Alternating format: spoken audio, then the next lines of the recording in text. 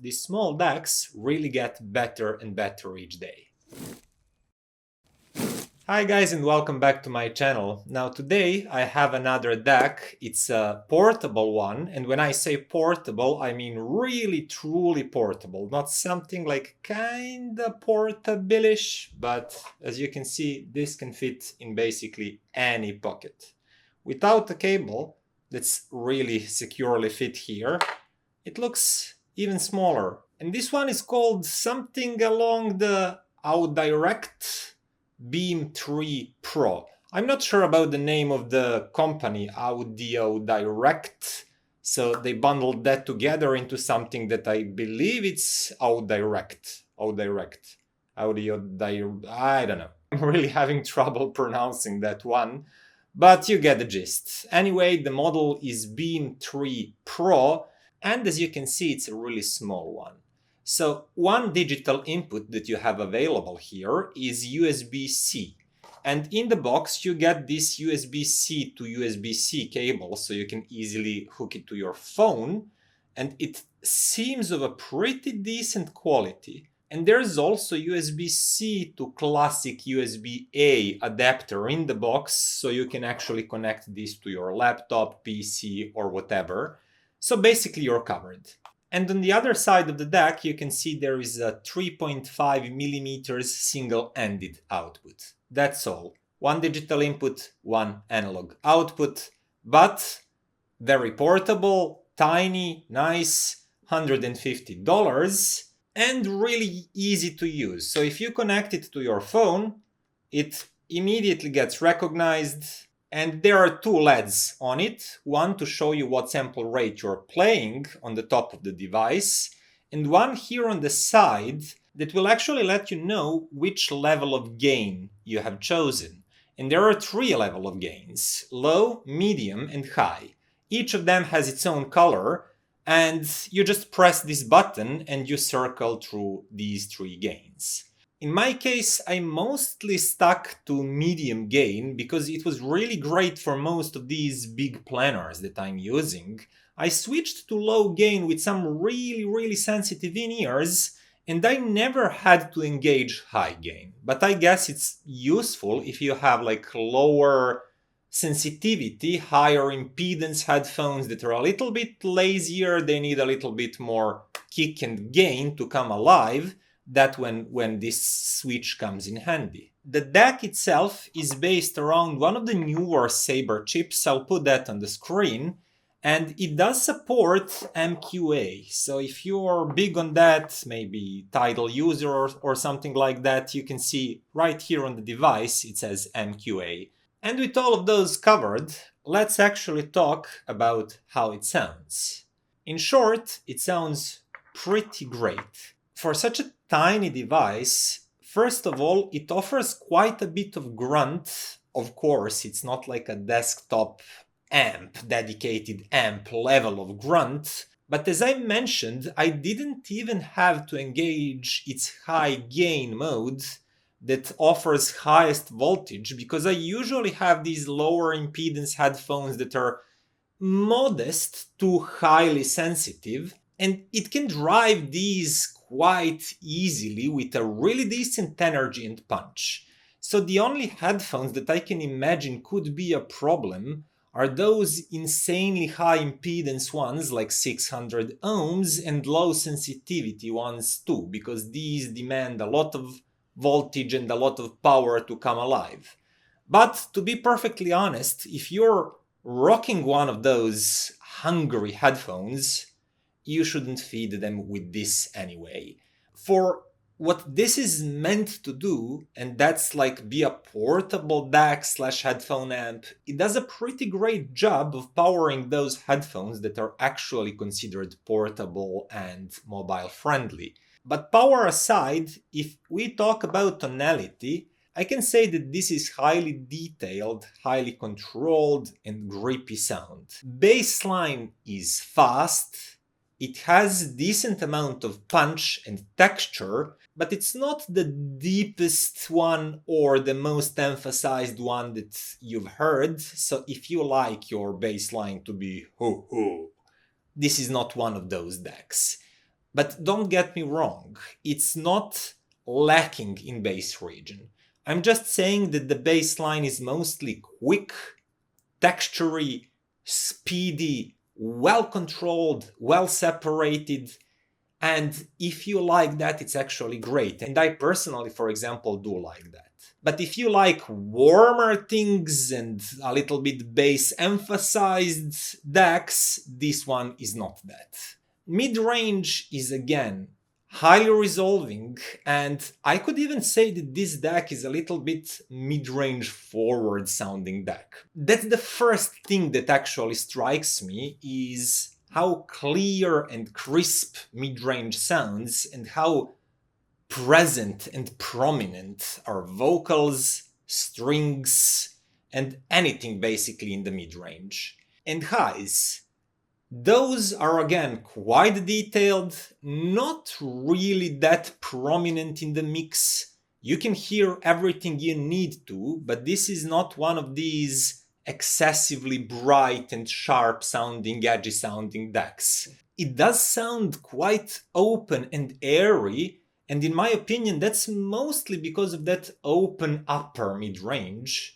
But once you actually move to that really high region, really high spectrum, where those tiny sharp zings are, it doesn't put those forward much, and because of that it's not sharp, edgy and tiring in my opinion. But as I mentioned, because of its bass tonality, its quick grippy bass, it doesn't sound warm, it doesn't sound cozy and soft. It's actually fast, precise, grippy, with forward mid-range, a lot of details in that mid-section, and that's basically it. Talking about space that it creates, I don't think it sounds particularly spacious. Soundstage that it can create, it's like reasonably wide, but everything inside it is really well separated, well layered. No instrument with this DAC sounds like it's blending and muffling with any other instrument.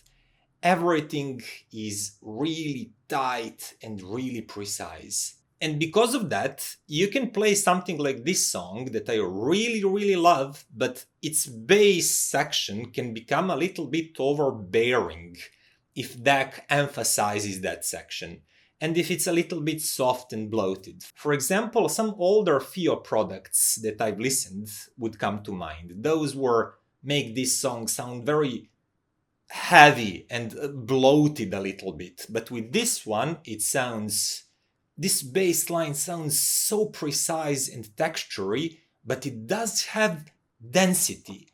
Vocals, they sound present and dense and firm. And same is with the bass line. It hits nicely, it's present, but without that excessive warmth and softness and bloatiness. And I have to say that I liked that character pretty much. And dynamics, those are also pretty great. Especially for such a small device. You would probably expect something like, it sounds flat and maybe a little bit energy depleted, something like that. Like some early DAC dongles, for example SMSL Idea or something like that, if anybody remembers that one. That one was detailed but kind of flat sounding and energyless. Well, it's nothing like that with this one. It's quite energetic sounding. Edges, transients, everything hits hard. Strings, pluck of the strings, that sounds great. There's energy there, there's zest there. And once again, it feels to my ears like mid-range again is most energetic and most prominent there. So listening to something like vocals, blues, jazz, it's just great through this DAC. Because everything sounds present, dense, textury, but never sharp, never thin. It almost reminds me of some R2R DACs, like that kind of density of the mid-range. And that's coming from a Sabre DAC chip. It's really something they achieved here. Now, no review would be complete if I didn't compare it to some of my favorite DACs. Starting with Hidizs S9 Pro. This one is more affordable at 120 and I really like it. I kept it with me as a portable budget DAC to beat, and it even has balanced output next to single-ended output, so in that sense it has a feature more. Size-wise, they're quite similar. This Beam 3 Pro is even a little bit smaller.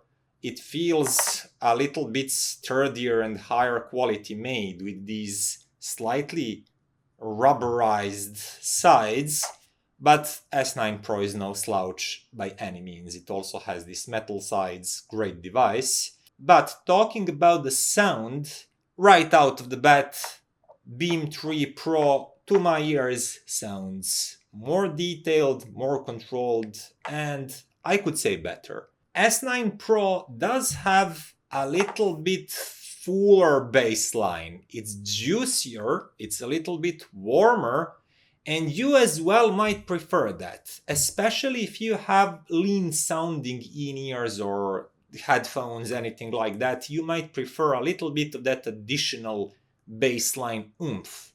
That said, Beam 3 Pro can create bassline that's more precise, it feels grippier, like it's controlling those bass notes better, and you hear more of the texture, more of details. So if we are talking about some electronic bass, you maybe don't notice that, but for acoustic bass notes, such as double bass for example, or bass guitar, you'll be more aware with Beam 3 Pro that that bass note is created by plucking a string, and there's that metallic undertone and vibrating string happening somewhere beneath those heavy bass lines. With this one, everything will sound a little bit, just a little bit more bloated and not as resolving. You'll not be as aware of what created that bass note. Other than that, S9 Pro probably has a little bit more prominent highs, but Beam 3 Pro has more prominent mid-range. So vocals sound fuller, denser, and just closer to you with Beam 3 Pro. While with S9 Pro, those are a little bit retracted, laid back, and not as full and dense in this texture. Differences are not huge, but they're noticeable, and what can I say? I do prefer Beam 3 Pro, at least with neutral to warm sounding headphones. As I mentioned, if you have a headphone or earphone that's quite lean in the bassline, you still might prefer S9 Pro because it still is a pretty darn good small DAC. But I just like Beam 3 Pro a little bit more. And the next competitor was something a little bit stronger, and that's Hidizs DH80s. Now this is a battery-powered DAC, and there are some pros but also some cons with using a battery-powered DAC. But as you can see, Beam 3 Pro is much smaller. So if we are talking about portability, this one definitely wins. But if we are talking about battery consumption, then you would be better off with Hidizs because it does not consume any battery from your phone. It has its own battery that you have to recharge from time to time. And it's a little bit bigger, and it has balanced output, and it has buttons. But all that said, how do they compare sonically? Well, this time, in my opinion, they are completely a match in terms of quality, but they do have slightly different tonalities.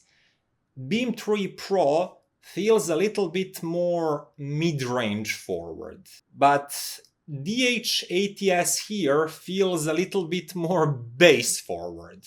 So this one, Hidizs, sounds slightly fuller and juicier and warmer because of that slightly upped bass response. But it does have great clarity and great sound staging, lots and lots of space around you. Beam 3 Pro is no slouch regarding that space either, but it is a little bit closer to you, a little bit more intimate sounding, but things that are coming from the mid-range like strings vibrating and vocals do sound a little bit more detailed, textury, prominent, call it however you want, and neither of these lean heavily on high frequencies. So none of these is something that I would call bright or edgy, but because of that mid-range and upper mid-range focus of Beam 3, with grippier, faster, speedier bassline, in this comparison, Beam 3 definitely feels a little bit brighter and leaner sounding, and maybe a touch more detailed. While Hidizs here is the juicier one, fuller one, its mid-range is not that prominent and as resolving, but it feels like it's a little bit more spacious. And also, because mid-range is not as prominent as with Beam 3 Pro, vocals and instruments feel like they pulled back from you just a little bit, like further in space. With Beam 3 Pro, you hear that with greater precision, you hear more of texture, of husky voice, of things happening on wooden instruments, string instruments, but all of that feels a little bit closer. Bass is grippier, but not as full and as juicy.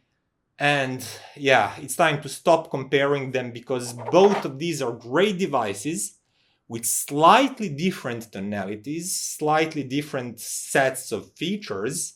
I think it's up to you to decide, do you like a battery-powered device more or portable device more?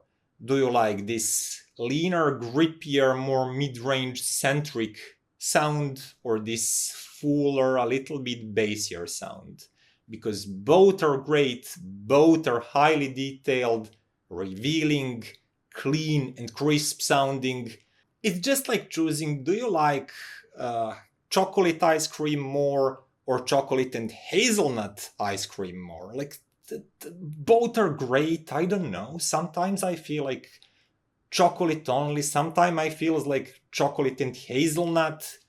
Don't ask me these questions. And finally, pairing. And you probably already noticed that I several times mentioned that this one is a little bit leaner in the bass, but highly resolving and grippy and dense sounding, mid-range forward type of DAC. So the only thing I can say is that I wouldn't pair leaner sounding headphones and in-ears with it. Like thin hi-fi for in-ears. That's quite lean sounding. I wouldn't pair those with this DAC.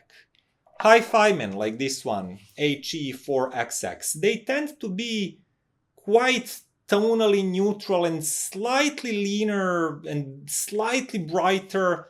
And ideally, I would pair these with something a little bit juicier sounding. But if we are talking about something a little bit richer and fuller sounding, like VRM1 here, or newly arrived Gold Planner GL 2000, something like that, both of these sound great with this one. It's, wow, I really enjoyed that sound. And if you're asking me like, are you insane? Because these are like 2 to 5 times more expensive than the DAC itself. Yes, they are. It's not like a logical pairing, but both of these headphones sounded really good over this DAC. Not as good as pairing them with a big, powerful desktop stack, but pretty good.